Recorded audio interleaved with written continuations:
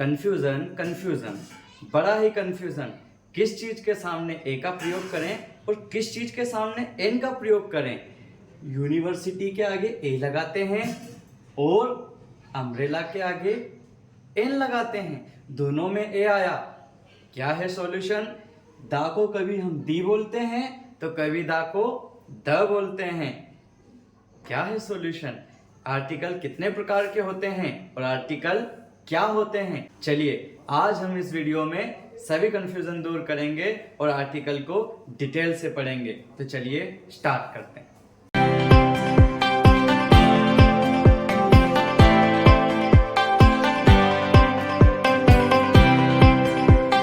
Hello friends, myself Ashok Adampuriya and you are watching Balram education centre.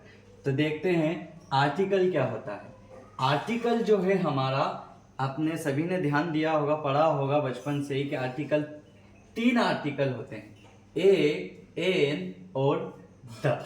ये तीन तरह के आर्टिकल होते हैं। क्या आपको पता है कि आर्टिकल कितने प्रकार के होते हैं? तो आर्टिकल दो प्रकार के होते हैं। कौन कौन से प्रकार? एक होता है हमारा इंडेफिनिट आर्टिकल और एक होता है हमारा डेफिनिट आर्टिकल। डेफिनिट आप समझते होंगे, निश्चित, जो फिक्स जगह के लिए इस्तेमाल किया जाएगा। इंडेफिनिट यानी अनिश्चित। इंडेफिनिट आर्टिकल के अंतर्गत हमारे ए और एन आते हैं और डेफिनिट आर्टिकल के अंतर्गत द आता है। ये बात भी याद होना जरूरी है कि आर्टिकल कितने प्रकार के होते हैं। हम आर्टिकल का उपयोग करते क्यों हैं? हम आर्टिकल का उपयोग करते हैं किसी चीज की मात्रा बताने के लिए। तो आर्टिकल जो है बेसिकली ये भी एक रूप है किस चीज का? डिटरमिनर्स का। डिटरमिनर्स एक ग्रामर का सेक्शन होता है इंग्लिश में, उसका एक पार्ट होता है आर्टिकल। आर्टिकल डिटरमिनर्स कहा जाता है और डिटरमिनर्स जो होता है वो हमारा संख्या या मात्रा बताने का कार्य करता है। ये देखते हैं कि ए और एन का हम प्रयोग कहाँ करेंगे। पहले हम ये देख लें कि इस ए और एन का मीनिंग क्या होता है। इन दोनों का मीनिंग होता है हिंदी में एक। जब भी हम एक चीज की बात करेंगे और वो जनरल बात होगी, ये बात आप ध्यान दें, सामान्य बात होगी, बहुत से लोगों में बात होगी और वो जनरल हो, तो जनरल चीजों के लिए हम ए और एन का प्रयोग करेंगे। और जो द वाले शब्द होंगे वो हमारे स्पेशल वाले शब्द होंगे। द वाला केस हम लोग बाद में डिस्कस करेंगे। तो ए और एन, इन दोनों का मीनिंग होता है हमारा एक। जब हमारा कोई सिंगुलर और काउंटेबल नाउन होगा, सिंगुलर और काउंटेबल नाउन होगा, तो हम उस जगह पे ए और एन का प्रयोग करेंगे। अनकाउंटेबल नाउन के पहले ए एन का प्रयोग हम नहीं कर सकते हैं। तो देखिए हमने यहाँ पे कुछ लिखा हुआ है कि ए का प्रयोग हम कहाँ करेंगे। हिंदी वर्णमाला के, हिंदी वर्णमाला आ ई, हम उसकी बात कर रहे हैं। हिंदी वर्णमाला के व्यंजन अक्षर, व्यंजन अक्षर कौन से होते हैं हिंदी वर्णमाला के? हिंदी वर्णमाला के व्यंजन अक्षर होते हैं क से ज्ञ तक। क से ज्ञ तक जो व्यंजन अक्षर कॉन्सोनेंट वर्ड्स होंगे हमारे हिंदी वर्णमाला के, इन अक्षरों की ध्वनि से, साउंड से शुरू होने वाले जो शब्द होंगे उनके पहले हम ए लगाएंगे। जो पहले हमारा यू में कंफ्यूजन हो रहा था वो यहाँ पर खत्म हो जाएगा। देखिए मैंने कुछ यहाँ पर एग्जांपल्स आप लोगों के लिए लिख के रखे हुए हैं। ये लिखा हुआ है गर्ल। गर्ल का यदि मैं बोलता हूं, साउंड लेता हूं, तो इसकी आवाज आती है शुरुआत में ग। ग से मेरा ये वर्ड शुरू होता है और ग मेरा हिंदी वर्णमाला के व्यंजन अक्षर क से लेके ज्ञ के बीच में ही आएगा। तो मैं इसके सामने क्या लिख सकता हूं? ए। समझ में आ रहा होगा आपको। और आगे देखिए, ये हमने लिखा हुआ है बुक। बुक की शुरुआत जो हुई है वो ब अक्षर से हुई है। ब साउंड आ रहा है हमारा, तो ब साउंड आ रहा है, तो ये भी हमारा इसी क्राइटेरिया में आता है। तो हम इसके पहले भी क्या लिख देंगे? ए। यहां देखिए हॉर्स, इसको हॉर्स पढ़ा जाता है, ऐसे हम इसको हॉर्स पढ़ते हैं। तो हॉर्स जब हम पढ़ेंगे तो ह आया है और ह हमारा व्यंजन है, तो हम इसके पहले भी ए इस्तेमाल कर लेंगे। फिर देखो अगला वर्ड है यूरोपियन, इसको यूरोपियन नहीं पढ़ते, इसको यूरोपियन पढ़ते हैं। और जब मैं इसको यूरोपियन पढ़ूंगा तो मैं ऐसे लिखूंगा, यूरोपियन। मैंने जब लिखा तो इसकी शुरुआत या अक्षर से हुई, और या अक्षर से यदि शुरुआत होती है तो देखिए ये भी हमारा व्यंजन में आया है, तो इसके पहले हम ए लिख देंगे। ये यहाँ पे जो वर्ड्स हमने यूज कर रहे हैं एग्जाम्पल्स में, ये वही वर्ड्स हैं जो आपकी 9, 10, 11, 12 की एग्जाम्स में, बोर्ड एग्जाम्स में आते हैं। वही एग्जाम्पल्स हम ढूंढ के लेके आए हैं। फिर देखिए यूनियन, यूनियन की भी शुरुआत मेरी कौन से अक्षर से हो रही है, या अक्षर से हो रही है। तो यहाँ भी अब नॉर्मली आपको समझ आ गया होगा कि सर क्या कहना चाहते हैं, यहाँ पे भी यू आएगा। यूनिवर्सिटी, यूनिवर्सिटी जो है हम पढ़ने में जब हम पढ़ रहे हैं तो या से ही इसकी भी शुरुआत हो रही है। जब या से हमारे इसकी शुरुआत हो रही है तो हम इसके पहले भी क्या लगा देंगे, ए लगा देंगे। फिर देखिए ये एक वर्ड है ईयर, इसको सभी लोग, बहुत से लोग ईयर पढ़ते हैं, ईयर नहीं है ये, ईयर। इसको जब हम लोग लिखेंगे तो ये ऐसे लिखा जाता है, ईयर। तो ये भी या से शुरुआत होगी इसकी, इसलिए मैं इसके पहले भी क्या लगाऊंगा, ए। ये हमने ए वाले वर्ड्स देखे कि ए कहाँ लगेगा, जब भी हमारे वर्ड्स की साउंड कॉन्सोनेंट हो, व्यंजन ध्वनि से शुरुआत हो हिंदी के, का से लेके ज्ञा तक के अक्षरों से, तो हम उसके सामने ए लगाएंगे। अब हम एन देखते हैं। एन में देखिए हिंदी वर्णमाला के स्वर अक्षर, वोवेल्स, कौन से वोवेल्स, आ से लेकर आहा तक। जो हमारे वोवेल्स है आ से लेकर आहा तक, उनके पहले हम क्या लगाएंगे, उनकी ध्वनि से, उनके साउंड से स्टार्ट होने वाले वर्ड्स के पहले हम लोग एन लगाएंगे। देखिए यहां पे मैं अगर बोलता हूं, पढ़ता हूं एप्पल, तो मैं इसको पढ़ रहा हूं ऐसे, ऐसे पढ़ रहा हूं मैं इसको एप्पल। और ये मेरा जो ए है, ये मेरा आ से लेके आहा तक स्वर अक्षर के अंदर आया, तो मैं इसके पहले क्या लिख दूंगा, ए। इजी है, समझ में आ रहा होगा। एलिफेंट, एलिफेंट की भी शुरुआत वही हमारे ए से हुई है, तो मैं यहां पर भी एन लिख दूंगा। ये देखिए बहुत से लोग इसे हावर पढ़ते हैं, हावर नहीं है ये, आवर, आवर। आवर जब हम पढ़ेंगे तो अ से शुरुआत होगी, आवर। आ से जब शुरुआत हो रही है तो अ हमारा वोवेल्स के अंतर्गत आ रहा है, और वोवेल्स के अंतर्गत आया है तो हम यहाँ पर एन लगा दें। देखिए ये लिखा हुआ है आरजे, रेडियो जॉकी, जो रेडियो पे बोलते हैं, आपसे बातें करते हैं, उसको आरजे कहा जाता है। आरजे रौनक, आपने नाम सुना होगा।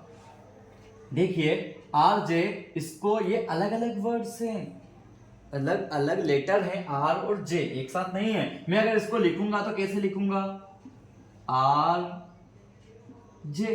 तो इसकी शुरुआत कौन से लेटर से हुई आपके, आ से। आ जो है आपका वोवेल है, स्वर है, तो इसके पहले हम क्या लगा देंगे, यहां देखिए इसी प्रकार का एक और वर्ड दिया गया है एमएलए। एमएलए भी मैं ऐसे लिखूंगा, एम एल ए। एमएलए जब मैंने लिखा तो ये ए से शुरुआत हुई है, और ए मेरा वोवेल्स या स्वर के अंतर्गत आता है, तो मैं इसमें भी क्या लगा दूंगा, एन लगा दूंगा। यहां देखिए ऑनेस्ट मैन, एक कंसेप्ट आपको हम और समझाएंगे कि यहां पर जो हमने लगाया है ए, ये ऑनेस्ट के लिए नहीं, मैन के लिए है। लेकिन देखा किससे जाएगा, जो हमारा रिक्त स्थान है, जो हमारा ब्लैंक है, उसके बाद जो अक्षर होगा हमारा, उसी से हम लोग उसको काउंट करेंगे, उसी से उसको देखेंगे। देखिए ऑनेस्ट, इसे ऑनेस्ट पढ़ा जाता है, ना कि होनेस्ट। इंग्लिश के वर्ड्स की प्रोनाउंसिएशन भी हमें थोड़ी बहुत याद होनी चाहिए। ऑनेस्ट जब हम पढ़ेंगे तो ओ से शुरू हुआ है, आ से शुरू हुआ है, तो मैं इसके पहले फिर एन लगा दूंगा। ये देखिए इंजीनियर मिट गया हमारा इंजीनियर, इंजीनियर की शुरुआत मेरी कौन से अक्षर से हुई है, ई से, तो इसके पहले नॉर्मली मैं एन लगा दूंगा।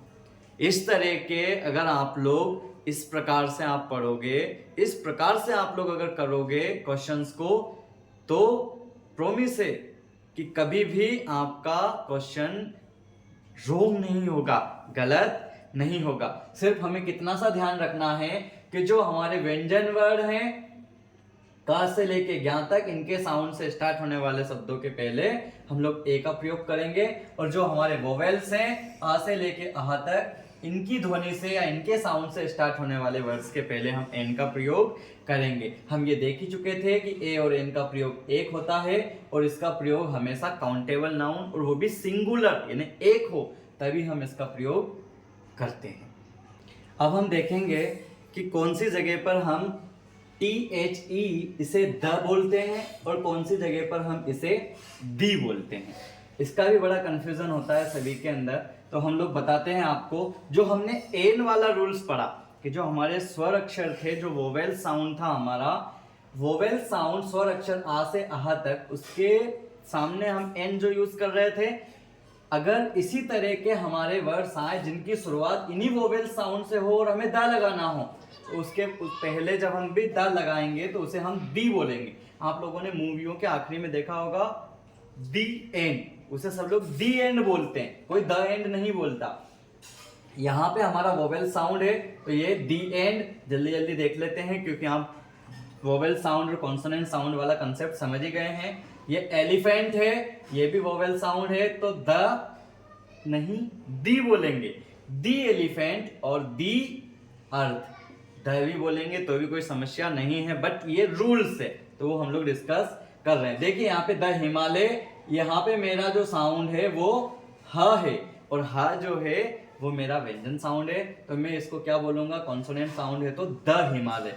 द सन सा आया, द गीता ग आया।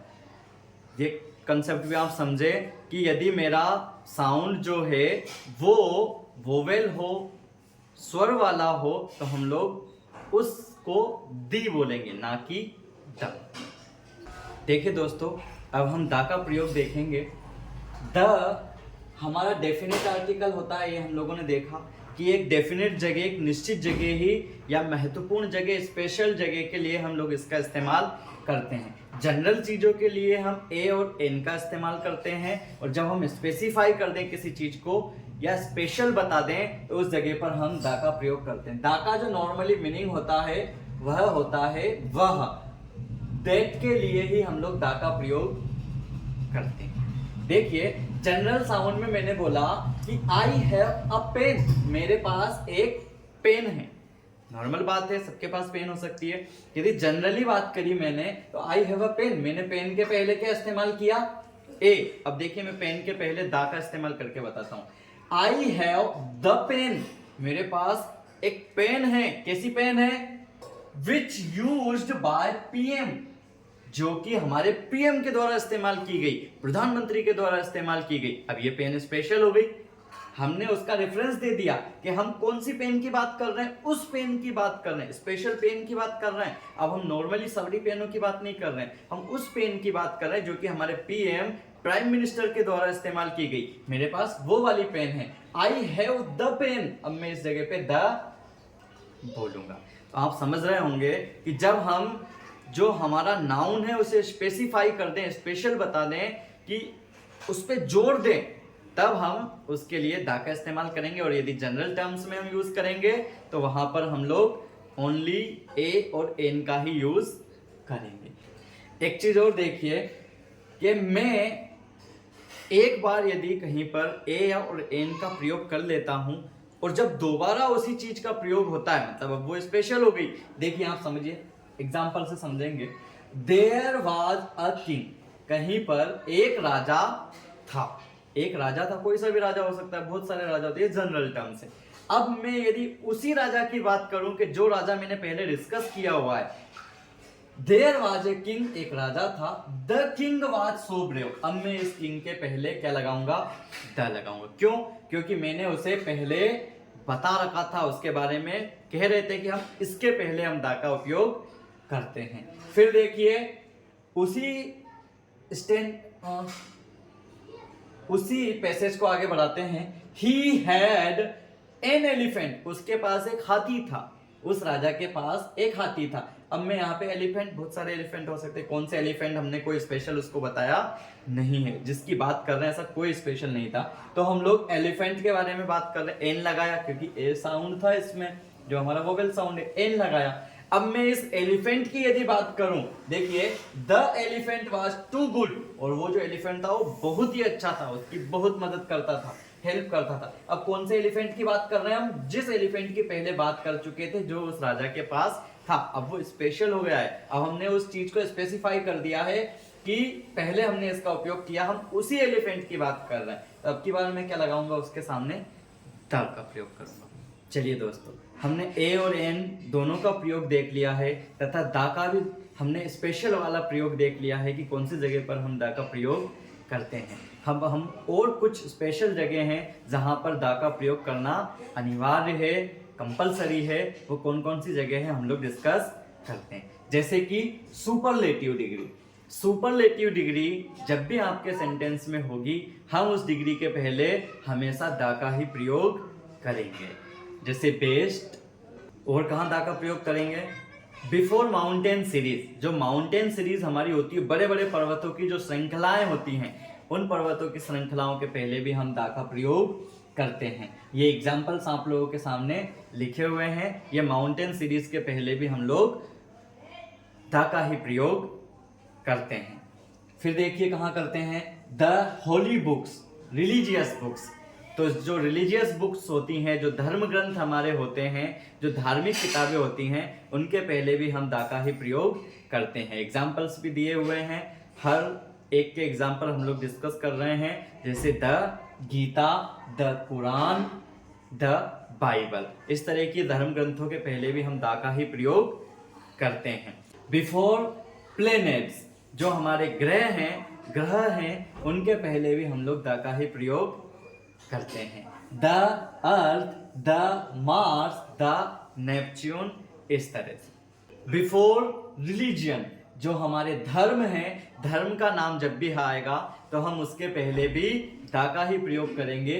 The Hindu, the Muslim, the Sikh, the Christian, इस तरह से। बिफोर डायरेक्शंस, जो हमारी दिशाएं होंगी, उन दिशाओं के पहले भी हम लोग दा का ही प्रयोग करेंगे। The east, the west, the north and the south. Before season names, जब सीजन के नामों की बात की जाएगी, मौसम के नाम की बात की जाएगी, तो हम उसके पहले भी दा का ही प्रयोग करेंगे। The summer, the winter, the spring, इस तरह से। 7 वंडर्स, 7 अजूबे, जो विश्व में 7 अजूबे हैं दुनिया में, उनके यदि नाम कहीं पर हम लोग यूज करेंगे तो उनको प्रोनाउंसिएशन करने के पहले हम द जरूर लगाएंगे, यदि जरूर लगाएंगे। ये 7 वंडर्स के नाम हम लोगों ने कुछ लिख रखे हैं। बिफोर ऑल ओशियंस, जो हमारे महासागर हैं, महासागरों के नाम के पहले भी हम दा का प्रयोग करेंगे। जैसे कि the Pacific oceans, the Atlantic. Before महाद्वीप, महाद्वीपों के पहले, महाद्वीप के नाम के पहले भी हम लोग द का ही प्रयोग करेंगे। The Asia, the Europe, the Africa, the Australia, इस तरह से। बिफोर ऑल रिवर्स नेम, नदियों के नाम के पहले भी हम लोग हमेशा दा का ही प्रयोग करेंगे। जैसे कि the Ganga, the Yamuna, the Brahmaputra, इस तरह से। बिफोर यूनाइटेड कंट्रीज, जो कि हमारी संघ वाले देश होंगे। ये इस तरह का बहुत से लोगों में कंफ्यूजन चलता है कि सर हम कुछ देशों के पहले तो द लगा देते हैं और कुछ देशों के पहले हम द नहीं लगाते, हम इंडिया के पहले भी द नहीं लगाते। तो ऐसा क्यों? ऐसा इसलिए है कि हम केवल संघ वाले जो देश होते हैं, नेशंस होते हैं, उनके पहले हम लोग, यूनाइटेड नेशंस जो भी होंगे, उनके पहले हम लोग द लगाएंगे, जो कि बहुत सारे छोटे छोटे देशों से मिलकर एक बड़ा देश बना हुआ है। तो यूनाइटेड नेशंस के पहले हम दा का प्रयोग करेंगे। जैसे कि the USA, the UK, the UAE. अब आपका कंफ्यूजन दूर हो गया होगा कि कुछ देशों के पहले द लगाते हैं और कुछ के पहले द नहीं लगाते हैं, क्यों? बिफोर यूनिक थिंग्स, कुछ जो अद्वितीय चीजें हैं, जो दुनिया में एक ही हैं और दूसरी कहीं पर भी नहीं है, हम इन तरह की चीजों के पहले भी द ही लगाएंगे। जैसे कि बुर्ज खलीफा बिल्डिंग, आप लोगों ने बुर्ज खलीफा का नाम सुना होगा, जो कि दुनिया की सबसे बड़ी बिल्डिंग है, तो उसके पहले हम लोग द लगा रहे हैं। और हम द कहाँ उपयोग करेंगे? इम्पोर्टेंट पर्सन्स या महापुरुष, जो महापुरुष हुए हमारे, जिन्होंने हमारे इतिहास में बहुत बड़ा योगदान दिया, या फिर जो स्पेशल हैं हमारे लिए, उनके लिए भी हम द का प्रयोग कर सकते हैं। जैसे कि द आर्यभट्ट, आर्यभट्ट के नाम के पहले मैं द का इस्तेमाल कर लूंगा। द विवेकानंद, विवेकानंद जी के नाम के पहले भी हम द का इस्तेमाल कर सकते हैं। द महात्मा गांधी, महात्मा गांधी जी के नाम के पहले भी हम द का इस्तेमाल कर सकते हैं। तो दोस्तों, आज हम लोगों ने ए, एन और द तीनों आर्टिकल को अच्छे से देखा, क्या मीनिंग होगा, कहाँ पर इस्तेमाल होगा, सब कुछ हमने डिटेल से इस वीडियो में देखा। यदि आपने अभी तक वीडियो को लाइक नहीं किया है तो लाइक बटन को प्रेस करिए और वीडियो को लाइक जरूर करिए। हम मिलते हैं एक ऐसे ही अगले वीडियो में। टिल देन पढ़ते रहिए और आगे बढ़ते रहिए। जाने से पहले चैनल को सब्सक्राइब करना ना भूलें और बेल आइकन जरूर दबाएं, ताकि आपको मेरे आने वाले अगले वीडियो का नोटिफिकेशन तुरंत मिल जाए।